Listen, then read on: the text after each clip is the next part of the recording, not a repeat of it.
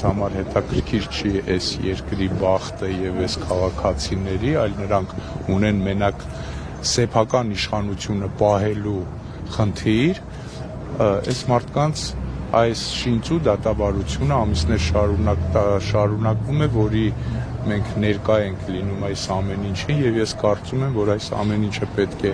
հանգուցալուծվի միայն այս իշխանությունների հեռանալու միջոցով, որովհետեւ ներկայումս մենք տեսնում ենք, որ չկա որևիցե դատավարություն, չկա որևիցե արդարություն, ամեն ինչ կատարվում է մեկ անձի պատվերով եւ որևիցե ակնկալիք ունենալ, որ որևիցե արդար դատավարություն կլինի, կարծում եմ միամտություն է, ուստի դրա համար ես կարծում եմ, որ պետք է այս ամեն ինչը նայել այդ համատեքստում, որ քանի դեռ սրբազանները, բարերարները, ազգի համար անհանգիստ մարդիկ գտնվում են բերդերում, կալանավայրերում, մենք որևիցե լավ բանի ակնկալիք չենք կարող ունենալ։ Պարոն Հակոբյան, որպես Արցախի հանրապետության քաղաքացի, ինչպես արձագանքեցիք Դավոսում Խաչատուրյանի հայտարարություններին, երախտագիտության խոսքերին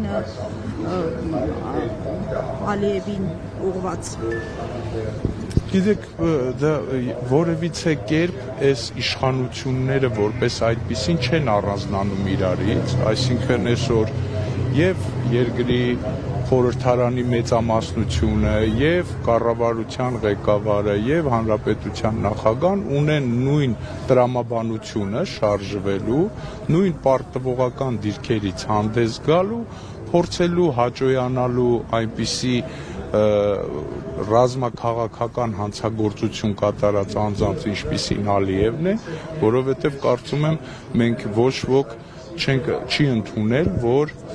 այն ինչ կատարվեց Արցախի հանրապետությունում, այն որ 120,000 բնիկ ժողովուրդ տեղահանվեց այդ երկրից, դա ուղղակի հանցագործություն է։